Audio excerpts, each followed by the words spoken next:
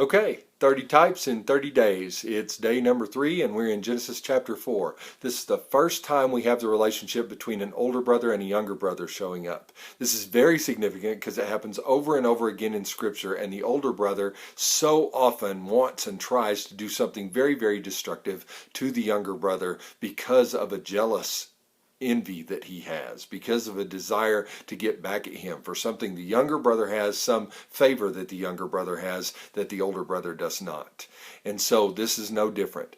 First time we have this coming up is in Genesis chapter 4, and Cain the older brother and Abel the older brother are both offering their offerings to God. God accepts Abel's, the younger brother's, but not Cain's. It tells us in Hebrews 11:4 that God accepts Abel's because of faith, and that is what leads them into this jealous relationship, because Cain hates it that now Abel's is accepted and his is not, and he hates it so much that he winds up taking the life of his younger brother. When God approaches and addresses this problem, Cain denies it at first, but God says, the blood of your younger brother is crying out to me. And so he then punishes Cain by making him a vagrant, a wanderer in the earth, and having no place to live.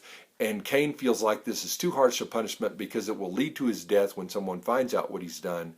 But God says, don't worry, I will make sure that you're not killed. I will take care of your life. And so this is how the story ends for us in this particular part. So we hear the Jesus story in it coming out perfectly, though, because Jesus, the younger brother, as it were, the one who came second, who set foot on the world second in Israel, is really the rightful heir, the rightful king. But the older brother feels like he should be in charge. I was here first. Why should I give up to this newcomer? And does not like the relationship that Jesus claims he has with the Father. Very jealous of it, and actually winds up taking his life because of it. But then God addresses the older brother for what he's done, the leadership of Israel, and winds up punishing them. Israel is thrown out of their homeland and becomes, as it were, the Jews, wanderers in the earth. But God still loves them. God still protects them.